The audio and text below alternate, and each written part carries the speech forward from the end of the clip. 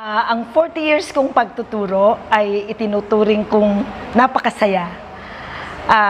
Yung mga unang taon, medyo mahirap, pero habang nagdadaan ang mga taon, naramdaman ko at nakita ko na ang pagtuturo ay katulad ng isang bahaghari.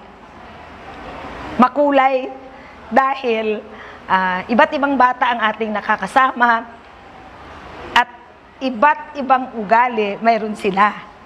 Pero kailangan natin itong yakapin at mahalin.